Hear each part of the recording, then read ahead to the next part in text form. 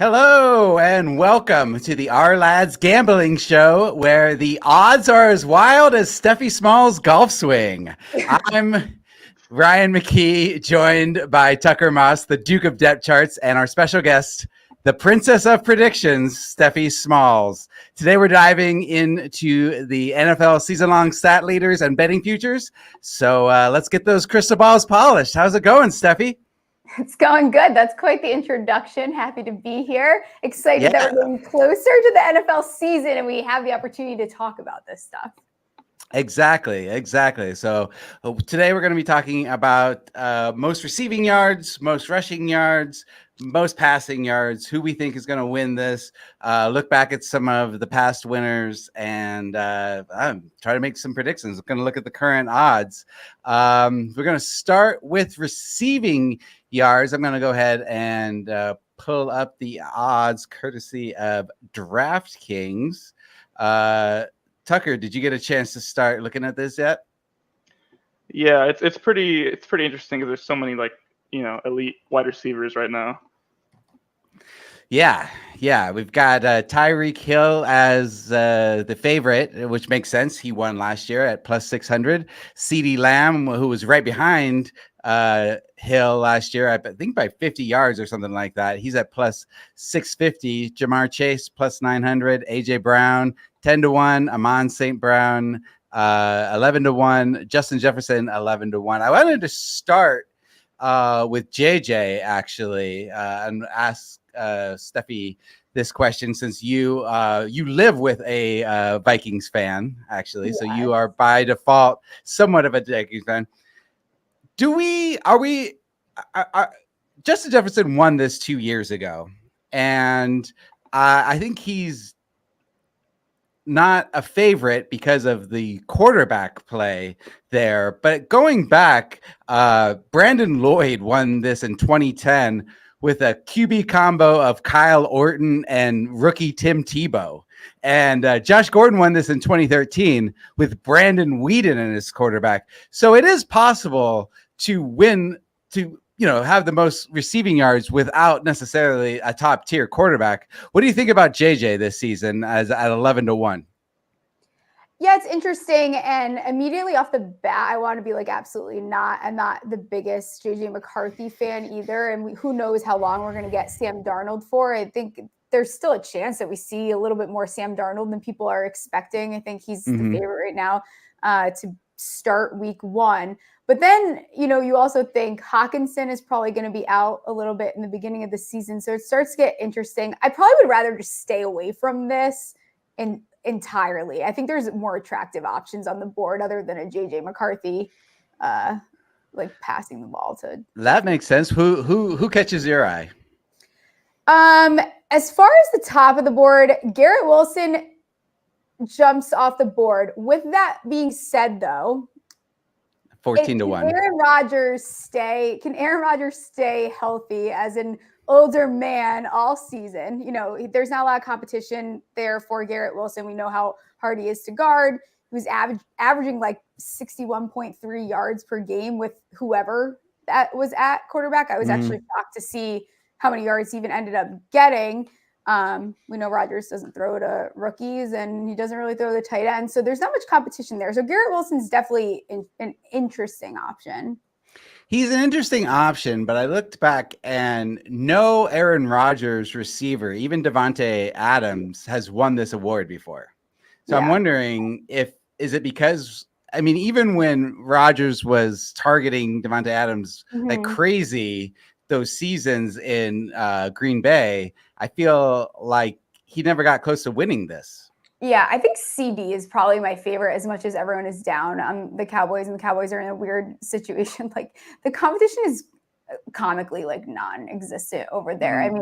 They've done nothing to try to like boost this offense by any means. Like his competition is Cooks, Tolbert, I guess, Zeke, Ferguson. Like, I don't know about that. He's had the second most receiving yards last year, 13 yards per reception. I think there's still something to really like about the Dak CD connection.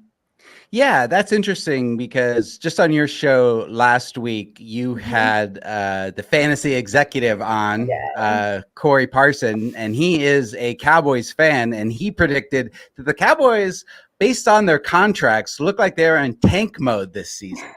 Yes, it seems a little dramatic. I think the market is, it seems like money's coming in on CD though, because I think this did open up closer to 10-1. It was like plus 850. I think I looked before we got on because I can't really see too well from here. I think it's plus 650. It's at plus 650 now. Okay, yeah. But I still think even if like they're like, what's the deal with Dak's contract? What's like, I think there's still enough questions where like, I don't think the Cowboys are like, it would be hard for me to imagine them tanking. What does tanking look like to the Cowboys, I guess? That's true. That's true. And then he's basing that off of the fact that they didn't pay Dak Prescott and they just gave him, right? And so they've kind of got 1 year deal. They've got everybody on 1 year deals. Yeah, I definitely understand it. But at the same time, I still think like it's CeeDee Lamb and it's Dak Prescott. And we saw what they did last year. And Yeah. So I wanted to ask Tucker about your boy Drake London at 18-1. I think that's really interesting because he has a new quarterback in Kirk Cousins who led Justin Jefferson to the most receiving yards in 2022. Kind of the comp for this would be Cooper Kupp, who made the jump after Matt Stafford was traded there. So what do you think about Drake London at 18-1? You're a Falcons fan. Does that excite you? Yeah, I think it's getting a little bit too steep for me. I mean, as much as I want him to, I think he'll do way better with Kirk Cousins. But that being said, there's a lot of guys around there that are more proven, kind of, like Mike Evans or something like that, like at 22.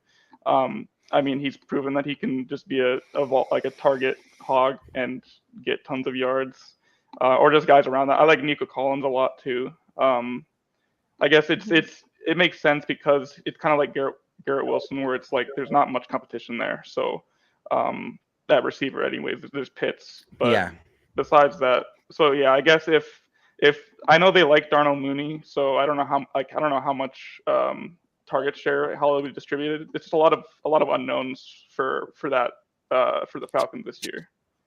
Yeah, I like Drake London because you're right. There's not a lot of wide receiver competition there, whereas the guys around him, like DJ Moore, Nico Collins, Mike Evans, Devontae Smith, they have a lot more competition. There's a lot more, Nico's competing with Stephon Diggs, DJ Moore competing with Keenan Allen, and who's the rookie? Rome Odunze. So I don't know, kind of an interesting name to check out. Are there any other like long shots on here, Stephie, that interest you?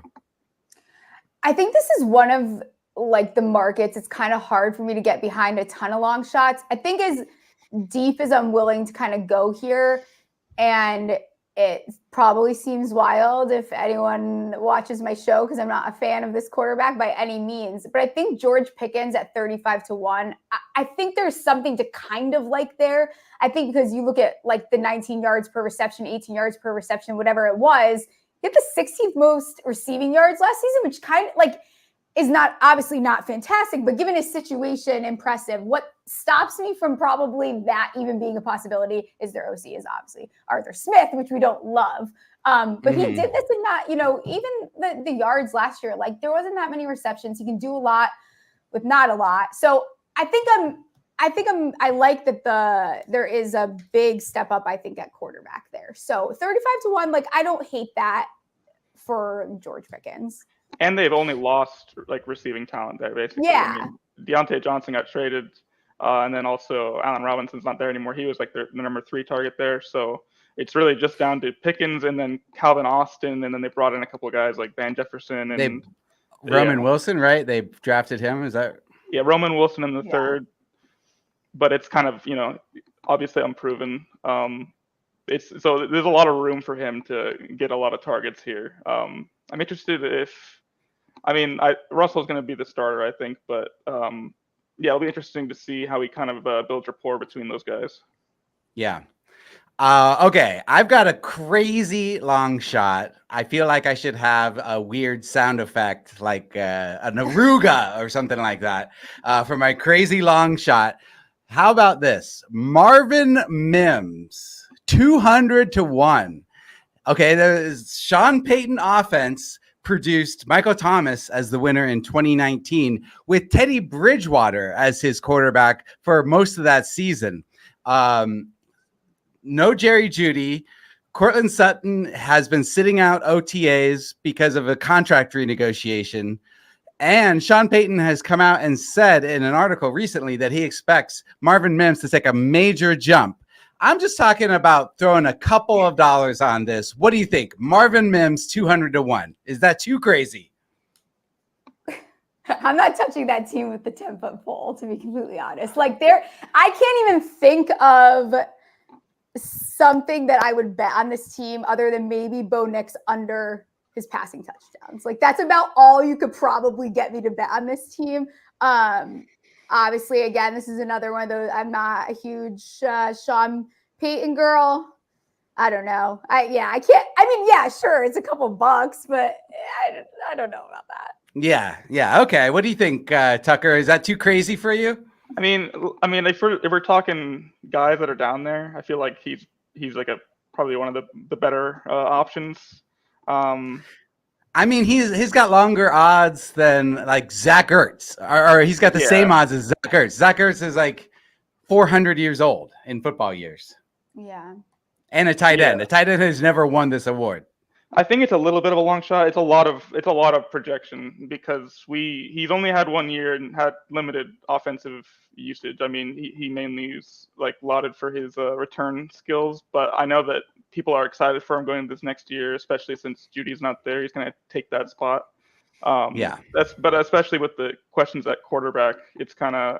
I mean, you had a good point about Michael Thomas, but is Marvin Mims? Is he of that talent? Michael Thomas was, very good. No, but he could take a jump. A lot of wide receivers take a jump in their second year. So just something. I'm just talking about long shots. Get crazy with it. You know what I mean? I think Michael Gallup is 200-1, and I don't even know what team he's on now. Who's Michael Gallup on? He's a Chargers, I believe. Wow, if I stumped you, then that's really bad because you know everybody. Yeah, I actually don't know where he's at. He's on the Raiders now. Oh, wow. Yeah. There you go. So there you go. All right. Any other names we should review here, Stephie, before we move on to rushing leaders? I don't think so. I know you mentioned Nico earlier. I don't think the competition is I think it's getting a little played out over there. Like I would still be interested in maybe putting a little bit on to Nico Collins. Like Stephon coming in, we're not bringing in Stephon from years ago. I don't think Tank Dell is as big of a threat as people think. I think they complement each other. If anything, that would be the only one that really like maybe stands off the paper to me. All right. I mean, we know how moody Stephon Diggs can get if he's not getting the bulk share of the target. Yeah. So I'm just a little worried about that for the Texans. But hey, that's we'll have to see. We'll have to see. I feel like Pittman could be a fun one. Yes, that's just because little competition, and then the big thing is Anthony Richardson coming back, and that could have a lot more potential for a lot of. I mean, he was. I think he was like top 10 in receiving last year. Yeah. I think he. Yeah, and if Anthony Richardson goes down, they have the gunslinger backing him up, right? They got the elite dragon Joe Flacco. Yeah, exactly. Yeah, so he'll be slinging it all over the place. I think that he could be a good value one for sure, just because of the competition. 22-1. Yeah, I like that. All right, moving on. We got a quick ad read. Are you tired of getting lost in the roster shuffle? Look no further than Ourlads depth charts on Ourlads.com. Your ultimate guide to NFL team compositions. We give you the inside scoop on who's starting, who's benched, and who's poised to dominate. Tune in and stay ahead of the game with Ourlads.com. All right, moving on to rushing leaders. Let me pull that up here. We've got Christian McCaffrey at plus 275 as the leader. He won it last year. That makes sense. Jonathan Taylor, who won it a couple of years ago, at plus 600. Saquon Barkley plus 650. Brees Hall plus 800. Derrick Henry's won this a couple of times, 12-1. Kyron Williams 12-1. Bijan Robinson 12-1, and Josh Jacobs won it 2 years ago, 16-1. But he is now on the Packers. Where would you like to start, Stephie? It's a very good question here. I think Brees Hall probably immediately, and I guess maybe I'm higher on the Jets than I thought I was now that we're talking about it here. Brees Hall, I think, is interesting, especially from what we saw out of him. I don't think we've seen like the best out of him yet, so that is an interesting one that sticks out. For those of you who don't know, it's hard for Stephie to be a big Jets fan because of her Giants fandom. Yes. So we didn't have to tell anyone about it. Do you have thoughts on Saquon? I think that Eagles. I wish him the best of luck. I think that Eagles fans are very, very excited about him. Mm-hmm. I think that Philly still has plenty of options. I mean, he's probably worth throwing something out there. I'm trying to pull this up so I could see it a little bit better. He's at plus 650. Saquon is. Yeah, like I just think I would rather have Brees Hall. I might even look a little bit further down the board. Yeah, it's pretty pricey. Yeah, it just seems like really. I mean, the Giants ran the crap out of him, and it's not like he touched this last year, you know. So it'll be interesting to see. It's a better O-line. Obviously, that's going to change things up, but I don't know. Maybe I have a little sour taste in my mouth towards Saquon. I hope he gets this, I suppose.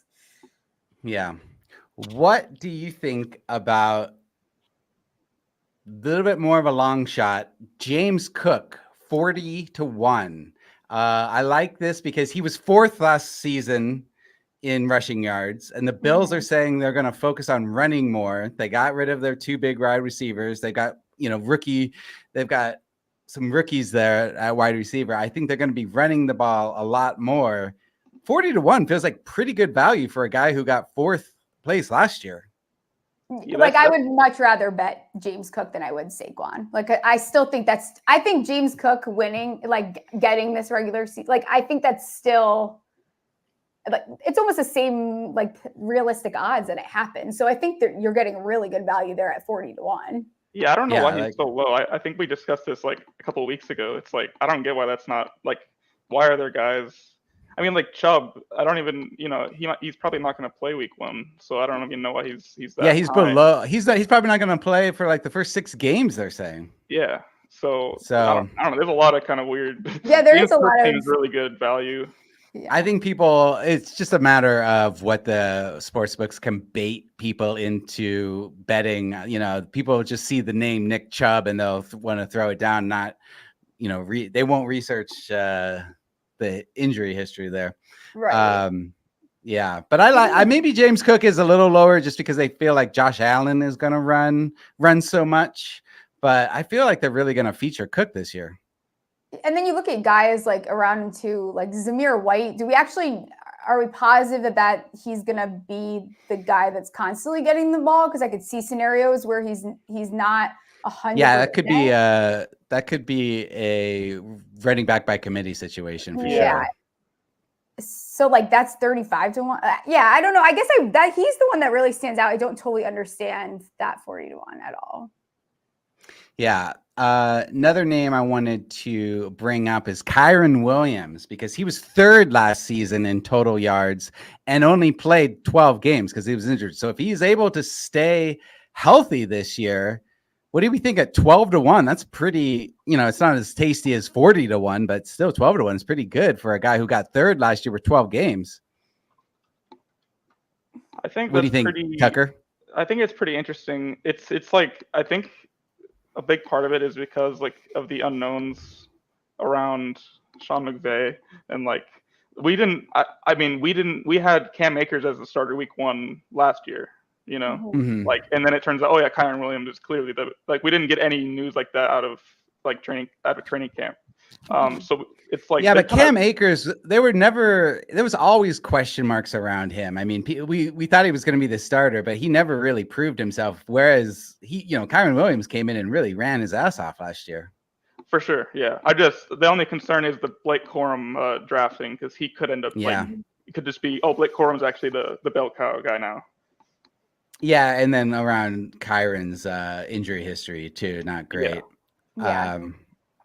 What about your guy Bijan Robinson? Yeah, I mean, I feel like the ones in that tier, I like Bijan, and I think Derrick Henry is a really good one too, just because of the new team he's on the Ravens. Yeah, I think if you're gonna go 29 now, it's like, I think there's only been like 2 guys who've led the league in rushing at 29 or older. I think 29, and then I think like Tiki led the league at 30 years old. So he would be the one to do it. You'd think would. Yeah, it's tough to predict, because he was ran into the ground in Tennessee. It's just that the O-line in the scheme is going to be a lot better here, obviously, and with Lamar. But yeah, I had him in fantasy last year. I ended up trading him away because I felt like he was a little washed. But then by the end of the season, he had the second most rushing yards behind Christian McCaffrey. So yeah, it's just if you think he's washed, I mean, probably not a good bet. But some people think he's still got stuff in the tank. So I think he could be really, really much better on a different team with the Ravens. And then Bijan, of course, is kind of betting on the talent there, and the new offense under Zach Robinson. So I feel, wasn't there a story that came out this week with Bijan saying they're going to use him like Christian McCaffrey? Yeah, something like that. Yeah, I expect him to be featured a lot more. So yeah. Steph, are there any other names on here you like?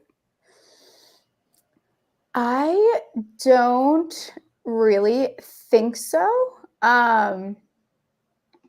Everyone hates Najee Harris. I think it's interesting with the new OC. I'm not going to bet on it, but I don't know that I would fault people for doing it. Other than that, nothing really stands out, to be completely honest. The rest of the board is like, I don't know. Yeah, what's Najee at? He is 60-1. Yeah. Sorry. Oh wow, that's your dog. Ooh, Kaya. Oh my goodness. Kaya does not like Najee Harris. No, do not bet on. Sorry, my bad, Kaya.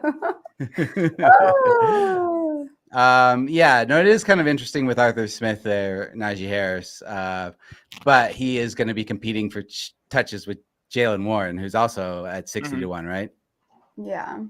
So something to keep in mind. And they got Cordell Patterson, and they just recently brought in Michael Pirine and Jonathan Ward. And I know they like their undrafted rookie Dijon Edwards from Georgia. So I don't know how much of a committee it'll end up being, but yeah, it's kind of a tough situation to predict. And Najee hasn't been great the last couple of years. No, he has not. I'm hanging on by a thread. Yeah. I feel like Aaron Jones could be interesting. I don't know how he did last year with yards, but he's going to be the number 1 guy there in Minnesota, and they could, they're probably going to run the ball a lot more than before. So just because have a rookie quarterback. He's getting up there in age, similar like Derrick Henry though. So that's the only concern I'd have with that. But he could get I could see him kind of getting run to the ground. Yeah, that makes sense. All right, moving on. We've got another ad read. Look at this. Get ready to tee off with the Stephie Smalls Show, your go-to show for all things golf and football betting. Join Stephie Smalls and her expert guests as they break down the PGA Tour and the NFL, share insider takes, and make winning predictions. Swing into action and listen now to up your betting game. What do you think about that ad read, Steph? That's pretty good. I wasn't prepared for that one, so that's right. Good. When you come on this show, we give you an ad read for free. Yeah, I was gonna say it's free. Yeah. No, I'm charging you for it later. You just All right, we're going to move on to our final segment, talking most regular season passing yards. We've got Patrick Mahomes at the top of the board, plus 500. He won this 2 years ago. CJ Stroud plus 600. Dak plus 650. He was leading for a lot of it last season. Jared Goff plus 800. Tua, who won this last season, at plus 800. I like those odds right to start. Tua at plus 800. Why wouldn't he lead again with Tyreek Hill favored as the getting most receiving yards in the league? Do you like Tua, Steph?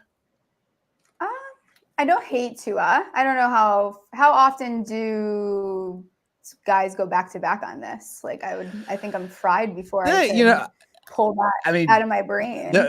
Drew Brees went back to back a lot of years. Tom Brady went back to back a few times. There was quite a few with the Drew Brees, Peyton Manning, Tom Brady years of them leading it.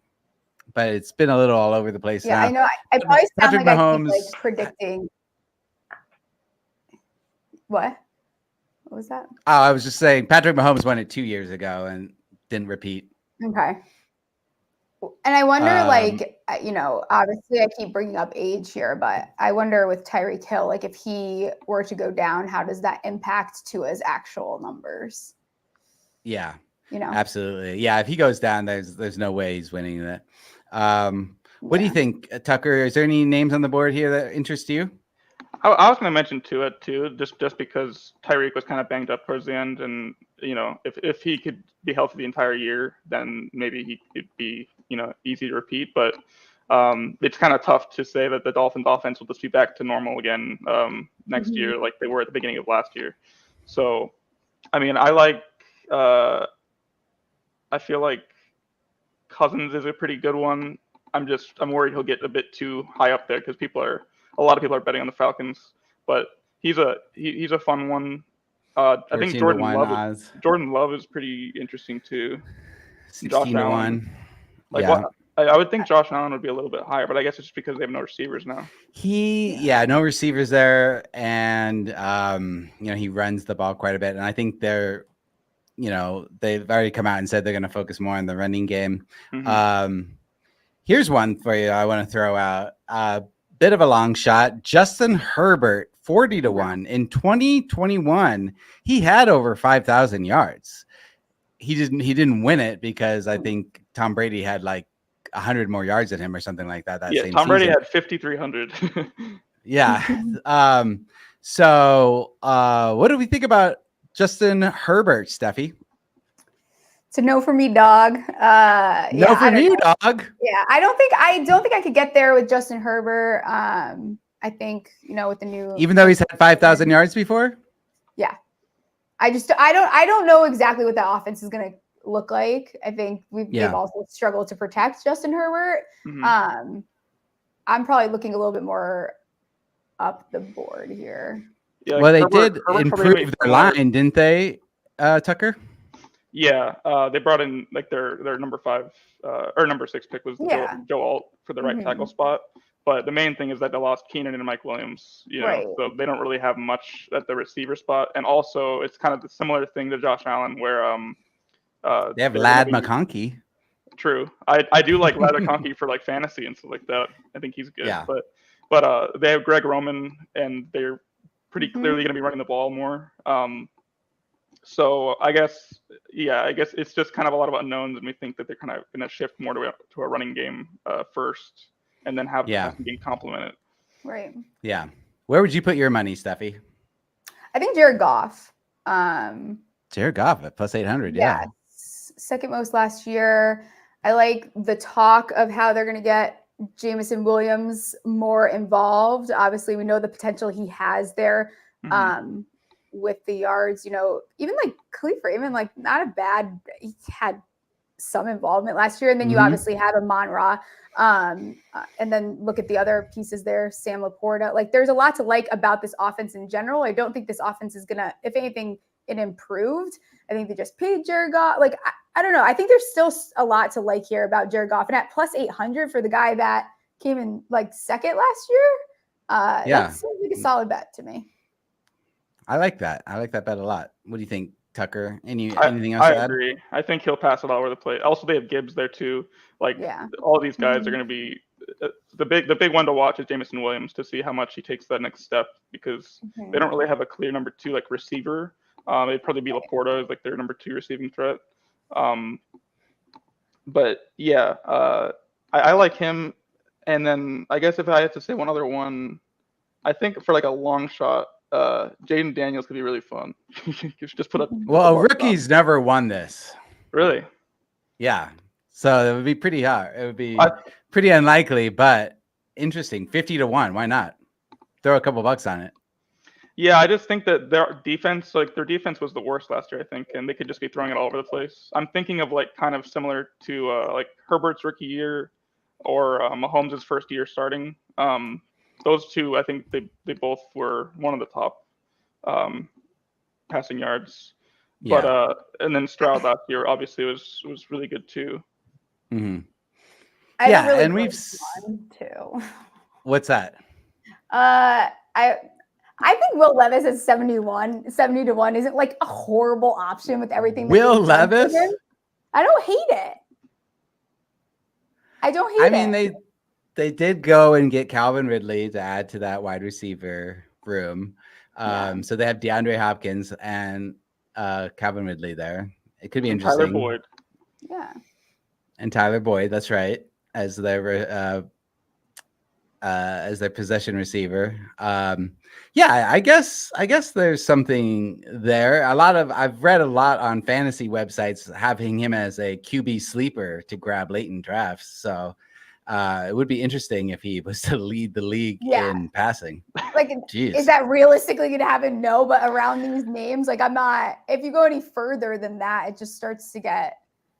I guess Anthony Richardson is the next one that would stand out. I would probably bet that over Will Levis. I didn't even 100-1. Yeah, I'm surprised he's that long odds. I think because he's like he's a bit more like Josh Allen when he takes off and runs more often. Yeah, and they're probably also factoring in his injury history as well. But 100-1, why not? If he's able to stay healthy, could be interesting. All right. Well, that is our show. Thank you, Stephie, so much for joining us today. Where can people find you? They can find me across social media at Stephie Smalls with 3 L's, and then Tuesdays and Thursday evenings on the Stephie Smalls Show. And check out the Stephie Smalls YouTube channel. Subscribe so you know when the shows are coming. Make sure you subscribe to the Ourlads football channel. We are doing 4 live shows a week, all through the off season. Just because the NFL takes a break, we don't. So that's what we're doing. I've been Ryan McKee. He's been Tucker Moss. She is Stephie Smalls. Thanks so much for joining, and we will be back soon.